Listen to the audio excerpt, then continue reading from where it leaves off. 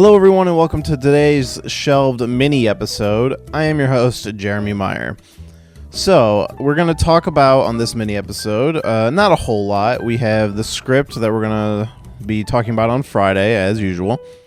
And then we're going to, I'm alone on this one. I'm going to go into a review of a movie I watched this weekend, Assassin's Creed, based on the video game franchise. Okay, so first of all, the movie that we're going to be talking about this weekend on Friday is one that I was always interested in because it's based on one of my favorite stories, and it was a script that I had heard about for a long time, and eventually it was revealed that it's probably not going to happen, but I guess there's still some hope for this one currently.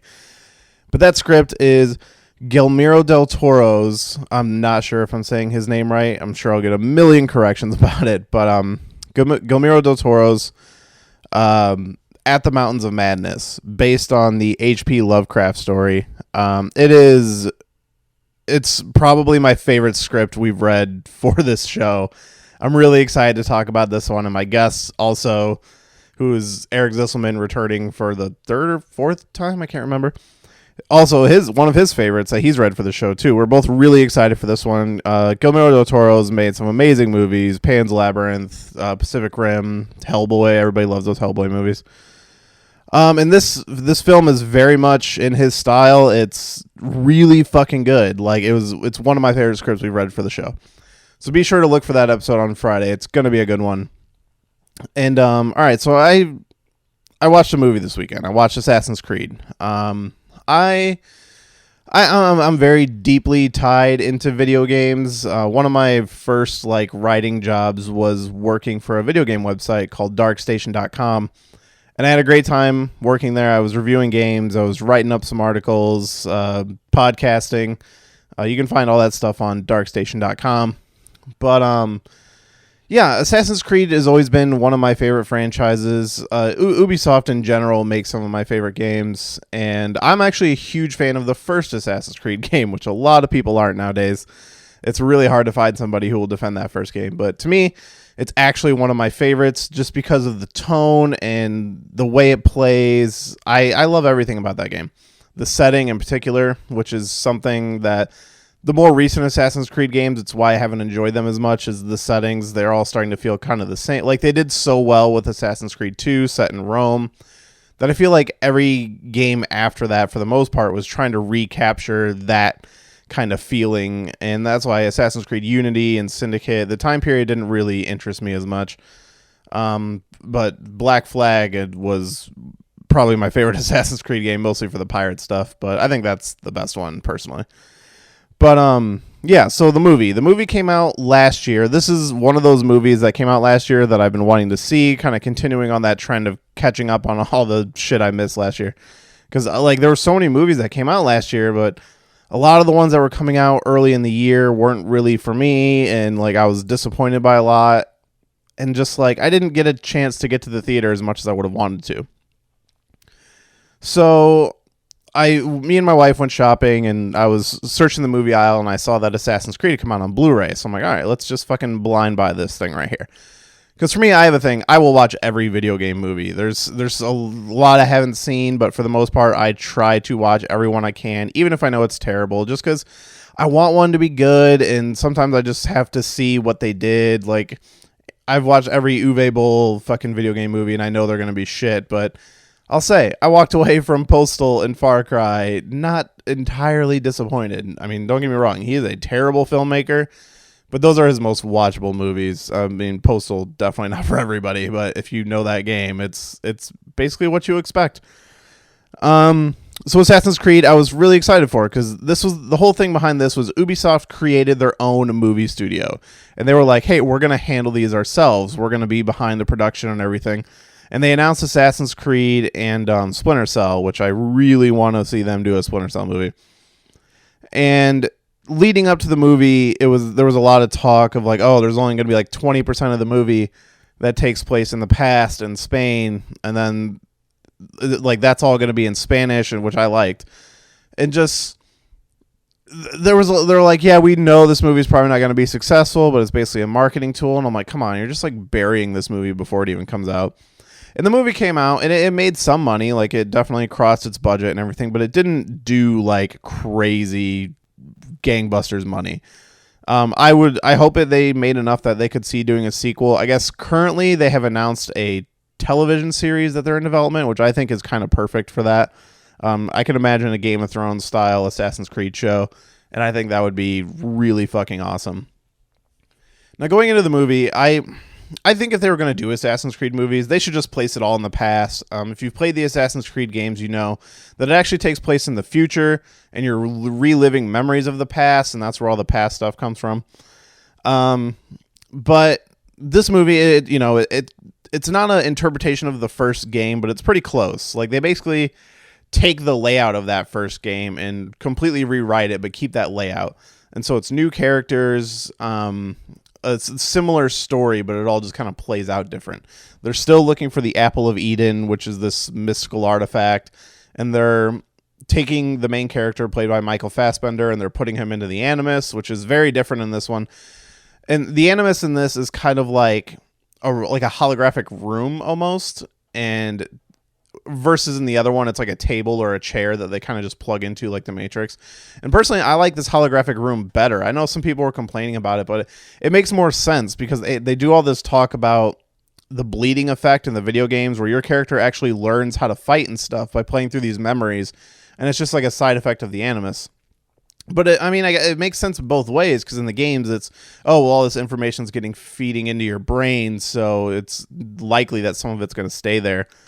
But in this, it's the Animus, he's like hooked up to a gurney, and he's literally acting it out with the memories, and like he's syncing up to it.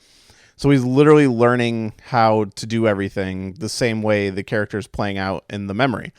And I thought it was really cool. It totally works. I really like this movie. I would say it's probably the best video game movie. It's not my favorite because Mortal Kombat will always be my favorite, because I think, like, currently my list of best video game movies, in my opinion, as far as the ones I like, would be top 3 Mortal Kombat, Assassin's Creed, Silent Hill.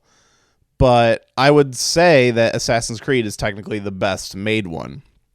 It's a really good movie, and I was really surprised by it, because, any video game movie comes with that title, and I fucking hate it. Like, yes, it's based on a video game, but it's just a movie, so why don't we just go into it and be like, hey, this is a movie, not a video game movie. But it's definitely the best one, and the way it's made is really well done. I like that all the scenes in the past are in Spanish.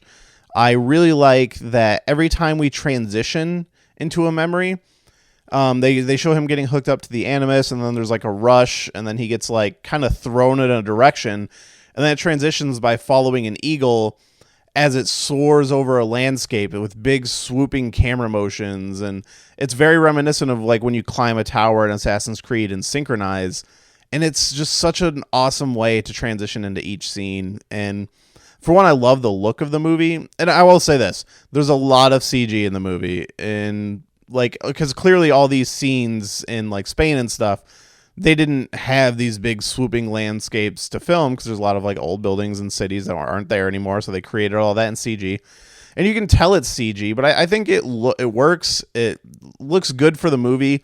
They definitely mask some of it by having a lot of dust and dirt flying up, which gets a little distracting at times, where it's like, come on, man, I just want to see the city. Like, if Prince of Persia can do it, Assassin's Creed can do it. But then again, I think Prince of Persia had like a ridiculous budget, like $200 million. This movie was, I think, $150 million, and it made like 180, 190 or something like that. Don't quote me on those numbers, because I'm not looking at it right now. But yeah, it's really well done. I really like all the transitions into those scenes. The thing they do that a lot of video game movies don't do is they manage to reference the game without doing like a big wink and a nudge and making it super obvious and pandering. Like these big sweeping camera angles, it just feels like an artistic design instead of, hey, we want to put in these big sweeping camera motions from the video game. Like, it was actually like the second or third one before I realized, oh, like that's what they're doing from the game.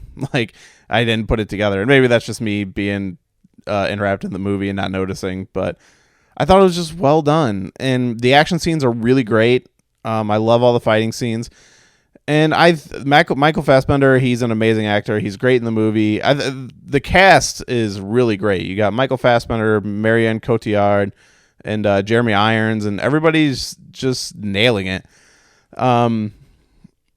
Yeah, the story's basically the story from the first game with some little differences. It's just like for a video game movie, they fucking nailed it. I know I said I hate that title, but okay, looking at the budget was 125, the box office was 241, so it did pretty well. Definitely not the highest grossing video game movie, because I believe that's Warcraft at this point, which I think made like 400 million. But yeah, it's really good. If you ever doubted an Assassin's Creed movie, I would highly recommend checking this out. Just don't look at reviews, don't listen to critics, just go in, because like I knew people weren't gonna like it, and like it got kind of mediocre reviews when it came out, but I'm like, you know what? A lot of movies that get mediocre reviews, like right now, Ghost in the Shell is getting a lot of mediocre reviews, but I feel like a lot of that is blinded by the whole whitewashing aspect of the main character, which I'm not even going to talk about that. Maybe if I see the movie, I'll review it. I really want to, because yeah, I had a lot of friends who saw Ghost in the Shell and fucking loved it, and they're like, yeah, it's a really fucking cool, stylish action movie. Hearing a lot of recommendations to see it in 3D, which I'm not used to. But yeah, for all intents and purposes, Ghost in the Shell is a fucking great movie, and it's getting like mediocre reviews. And Assassin's Creed, I will say, it got mediocre reviews. I definitely didn't hear anybody say it was bad, but it's really good. If you're a fan of Assassin's Creed, I highly think you should watch the movie and keep an open mind. I really enjoyed it. I know I have some friends I'm recommending this movie to. They're probably going to watch it. They're probably not going to like it. But you just got to go in with an open mind, man. It was so fun. I was really entertained the whole time. It's not perfect. To me, I give it like a 4 out of 5. It was way better than I expected it to be. I really enjoyed my time with it, but it's not perfect. There's definitely some kind of dumb, clunky dialogue here and there, but there's some great acting, some great action, really good set design, and they took a chance and they nailed it. And the director, I thought, did a really good job, and I hope they make a sequel. Now, I will say this. If they do make a sequel, I don't think you need to do the past and future stuff. I know they set it up with this movie with the Apple of Eden and everything like that. So I guess if they were going to, they probably have to keep it along those lines. But like, I think you could just do an Assassin's Creed movie that is just all in the past. And I don't know. I hope they make another one, and I hope this series gets picked up. I want to see more Assassin's Creed on screen, because they did it. They made a good video game movie. I don't care what anybody else is saying. I think it's good. It's got a little bit of a rocky beginning. It's got some rocky dialogue, and that's just kind of, par for the course. It's really fun. It's really entertaining. It's definitely a movie you can just like sit there and enjoy, and you don't have to think too much about it. I highly recommend it. So that's my review for Assassin's Creed. I actually really want to watch it again, and I really like the music. I'm actually looking to pick up the score as soon as I find it. Probably just have to pick it up on iTunes, but yeah, I highly recommend it. Easily the best video game movie ever made. Yeah, that's going to be it for today's mini episode. It's going to be a little short one today. I didn't have much to talk about, but be sure to look for our script for Friday on our Tumblr, www.shelvedfilmpodcast.tumblr.com. That script is At the Mountains of Madness. You should look up the H.P. Lovecraft story. If not, just read it on Wikipedia. It's, H.P. Lovecraft was writing in like the 20s or the 30s, so it can be pretty hard to get through, but it's a really chilling horror story. And if you know anything about Cthulhu or the mythos of Cthulhu, At the Mountains of Madness is a very important part of that story. And the script was everything I hoped it would be and more. It definitely seems like it's even still like a first draft. Like they could go through and make it a little more terrifying. Some of the Cthulhu mythos monsters are kind of weird looking, so definitely look up pictures of the Ancient Ones and the Elder Ones and Cthulhu and stuff, just to get an idea of the design of these creatures, which is perfect for Guillermo del Toro.